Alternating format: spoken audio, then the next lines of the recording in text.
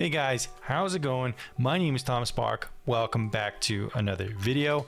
Today we're talking about, do you even need a VPN if you have nothing to hide? Maybe you're someone who saw a VPN related ad on YouTube and we're like, do I really need that? Maybe you saw an ad on TV even. Maybe your friend told you about it. Maybe you looked into it yourself and are just not quite sure yet. Now, as someone whose channel is entirely about VPNs, I promise you this video is going to be as unbiased as possible, because at the end of the day, it is a subscription service that you do have to pay for, so that's something to keep in mind. But guys, even if you're not interested in a VPN, you might be interested in these peripheral privacy products, which are some of my favorite affiliates on the channel. Check these out. Are you guys ever worried about getting doxxed? I know I am, and that's why I use a service like Incognito to make sure no one can find my IRL information if they find my name. A service like Incognito goes through all the available data brokers out there, like white pages and these different websites. It will tell these websites to remove your information, and it saves you tons of time. Use my link in the description down below to get 50% off Incognito, as you see here on this website, to get this deal. This is my top rated data broker removal tool. It's around half the price of competing services like Delete Me, and it has a better interface to boot. Also guys, if you're still dealing with the fallout from the horrible email platform called Skiff, maybe you're using Gmail and you want a more privacy friendly alternative, consider checking out StartMail. I'll put a link in the description down below that should be able to get you 50% off. This is my preferred encrypted privacy friendly email provider. Some of the reasons is it's the easiest one to use. You have unlimited alias support. You even have, I think, one personal domain per account. So that is pretty cool. As you can see here, email address with StartMail domain or one custom domain. That is very nice. No ads, no tracking. Definitely a very solid service, and it's the one I recommend as my best one right now. All right, guys, back to the video. All right, guys, so now back to the topic at hand. Do you really even need a VPN if you have nothing to hide? Well, let's kind of go through a checklist and see if you would care what is happening if you don't use a VPN. So guys, if you weren't aware, basically if you don't use a VPN, your internet service provider can pretty much see every website you visit, and chances are they're probably using that information in some way to make additional money. So basically, no matter what porn website you go to, any searches or anything like that, everything is pretty much publicly available for your internet service provider to see. They could see all your browsing history. Now, do you care if the internet service provider could have that information? Do you care if they sell it to someone else? Well, that's kind of up for you to decide. It really kind of, some people care, some people don't care. But you should be aware of the fact that what will happen if you don't keep a VPN on all the time when you're browsing. Now, some people like to keep a VPN on sometimes when they're visiting certain websites. Maybe if they're just looking up the news, they don't really care if the internet service provider knows that. But definitely it's something to think about. Secondly, are you someone who torrents or wants to download copyright protected content? In this video, I'm not condoning that. Always check with the local laws and stuff like that. But if you are downloading content online, especially with torrent activity, you're part of a torrent swarm. What this means is that your public IP address is pretty much public to an entire swarm or anyone who decides to monitor this swarm. And that's how internet service providers will send you a letter in the mail or email saying, hey, someone contacted us and said you're downloading content on our network, and you're not allowed to do that. If you keep doing this, we'll kind of ban your account and you won't be able to have our internet. Or in a lot of cases, you'll actually get threatened by some legal action saying, hey, we noticed you were downloading our content and that's illegal, so pay us a fine. Lots of times this doesn't really amount to anything, but a lot of people don't really like the added stress. That's one reason people use VPNs, to just kind of anonymize their torrent activity. That's one of the main reasons I would say people use VPNs, is for that specific feature alone.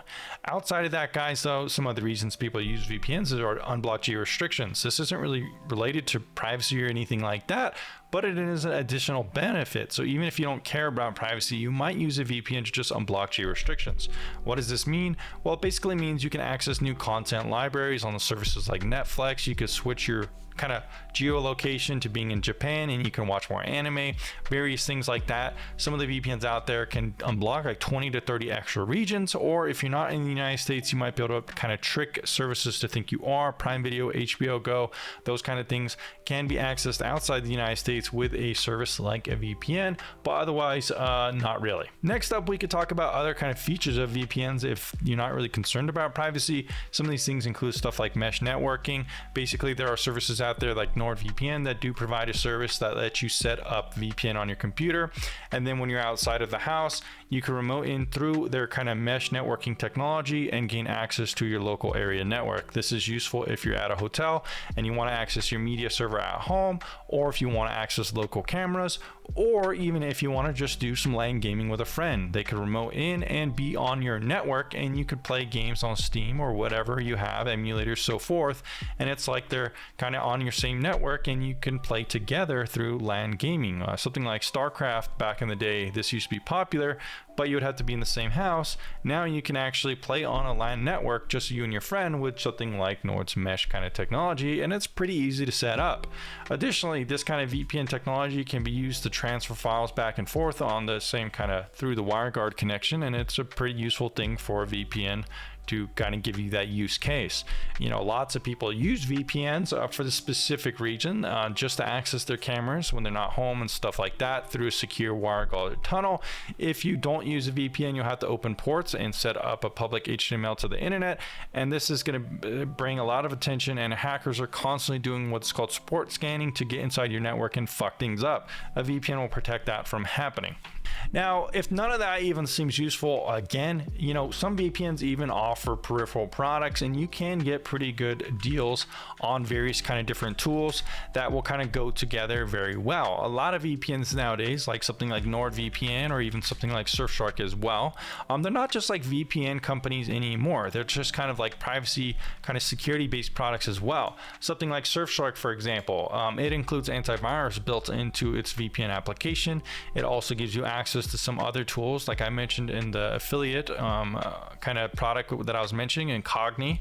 So even if you don't need a VPN, some of these deals can be very interesting for people who, even if you don't use a VPN that much, getting antivirus, a data broker removal tool, ad blockers, and things like that for the price of around $115 for 27 months is actually a pretty good deal. In some ways, you know, a lot of these other antivirus products are bundling in VPN and stuff like that, but I would say the reverse is actually better. You know, something like Surfshark's antivirus is pretty much as good as any other antivirus, but their VPN is much better than the antivirus companies that are trying to make VPNs, if that makes sense. So definitely, you know, some of these peripheral products bundled in with a VPN are also interesting for people. I think that's why these VPNs are doing this, to try to kind of expand their target demographic. You know, even if you don't want a VPN, maybe something like NordVPN's bundled offerings are interesting to you. They provide encrypted cloud storage, cross-platform password manager, which is actually pretty good, and even a little voucher for free travel data. So that's also something that might interest you, even if you don't really have anything to hide necessarily. It's kind of up to you. Do you have anything to hide? Even if not, some of the peripheral products might prove interesting to you. Some of the extra features of a VPN might prove interesting to you, like unblocking geo-restrictions to get more media content. And lastly, mesh networking is a really cool feature through VPNs, especially with something like NordVPN that has it built in, that allows you to play around with your local area network and access it remotely. There's lots of cool features that VPNs can do, just besides from hiding your privacy. And let me know down in the comments down below if you think you need a VPN or not, and I'll see you in the next video very soon.